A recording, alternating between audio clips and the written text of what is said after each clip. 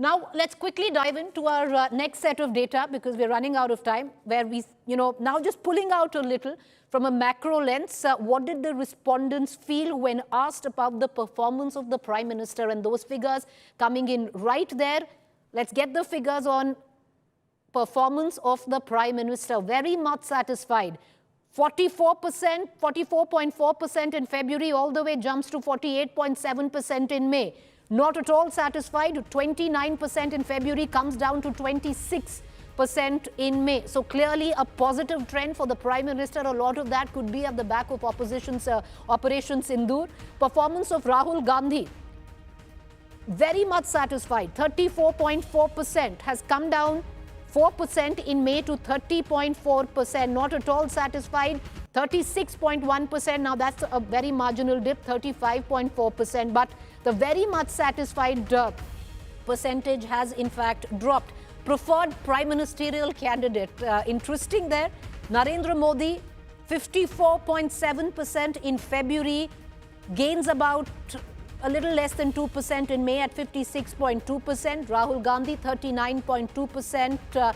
Comes down quite a bit to 35.9%. Mind you, if you put in all of this in context, that Bihar is one of the states that Rahul Gandhi has visited maximum this year. He's actually going again this particular week. But the Prime Minister clearly gaining from February all the way to May. And I would reckon, Yashwant Deshmukh, of course, Operation Sindoor, one of the major reasons for that, and possibly even the announcement on the caste census. Both hand in hand. It happened in the same period. But I would actually look at these numbers with exactly what Manisha explained in her comments earlier, that it's largely the buoyancy of the NDA numbers is because of the BJP and Prime Minister's popularity. Let's put it this way. It's that's something, and we ask this question just to understand basically where they are standing. And when you look into Tejasvi Yadav's number and Rahul Gandhi's number, you tend to get a sense that, okay, there is a almost 35-36% committed anti-BJP vote, which are going to remain there, And when you talk about only Nitish Kumar, you get to around 35%. But the moment you put in Narendra Modi into the ring, you look at the possibility which is going beyond 50%. So that 20% thing is something which tells you or decodes what Manisha said, that it is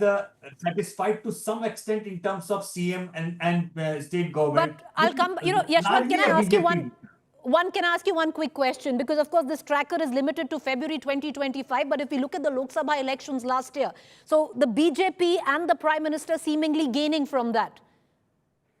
Of course, yes. Because as you just mentioned, that caste census was one of the big things, no doubt about that. I think that is something which is driving that particular section's vote share probably towards them. And they are very meticulous in that planning. But Operation Sindoor and its aftermath, that has also contributed.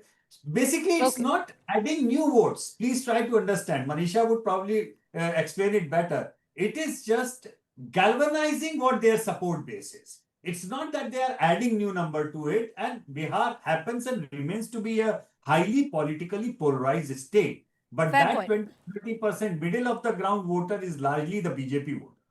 Fair point. And, okay, Manisha Prem, Dr. Prem, I'm going to bring you in on this. If the BJP or the NDA is looking at these numbers, they'd be happy because they'd be hoping to consolidate on this in months to come. Yeah, I mean, you have to see the ground to understand this. Today, there's not a doubt in the fact that, and I had said this in an earlier political stock exchange when many people got back to me and said that I hadn't read the field well, etc. If you look at the ground, you have to realize that because the opposition led by Tejasvi Yadav and the RJD has not been able to take up cudgels with the BJP or with the with Nitish Kumar, that the organizational efforts made by the BJP over the past decade today, the most charged up mood of Karyakartas on the ground is that of the BJP, literally. So you have fragments. In fact, one of the parties we are not even discussing is the CPI-ML and Dipankar Bhattacharya, etc. They work, but their presence is patchy and limited. They require the RJD to be able to scale up. The RJD itself has its own palace politics and coup. So who's swaying the ground? It's obviously the BJP. Now, therefore, these numbers tell you it's not just about the satisfaction with the central government or Operation Right. Sindoor.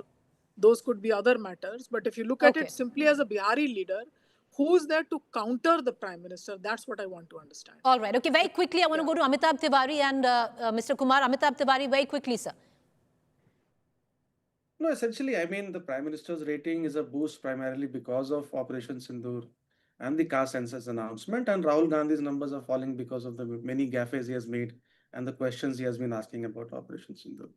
But as far as I understand, this election, BJP cannot win on the face of the Prime Minister. This election is a hyper-local contest. It will be a seat-by-seat election.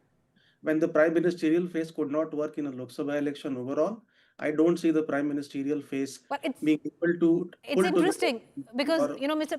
Amitabh Tiwari doesn't quite concur with, at least with on this panel, with what Manisha Prem is saying. But that's the beauty of numbers and how you read them. But interesting, because that means we are in for an interesting election. Dr. Kumar, satisfied to some extent also means dissatisfied to some extent. You're in the some extent right now. Amitabh Tiwari is polling in the some extent for either ways. Preeti, it depends on how you read the ground. And I'm a field worker perpetually.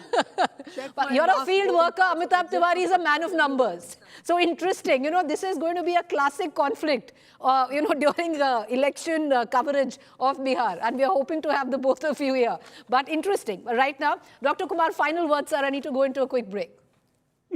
There's nothing surprising in the data about the popularity of Prime Minister Narendra Modi and Rahul Gandhi, because whenever we have done the survey, whether you do it now or maybe 6 months before, Prime Minister Modi has always been ahead of Rahul Gandhi. This is a bipolar contest, not in terms of BJP and Congress in the state, but at least NDA and UPA. And this is not surprising that Prime Minister Modi is at 50s and the mid 50s. Right. Rahul Gandhi is in the 30s. So this 20% gap you will find in many states. Very interesting, because I just want to quickly go back, to Yashwant Deshmukh before we go into a break. Yashwant Deshmukh, let me hark back to Lok Sabha elections at that point of time. How were these numbers then, and how are these numbers now? Well, I would say it is status quo at this point of time. There is a fatigue, particularly among the BJP supporters, for the chief minister.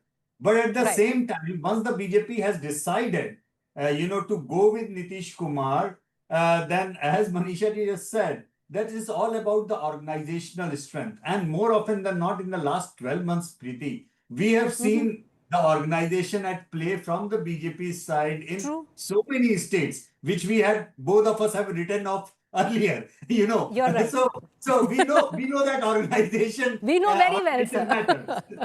I understand. So we are going to just let it be on that account and wait for the next round of numbers and our tracker to come in. I appreciate all four of you for joining us.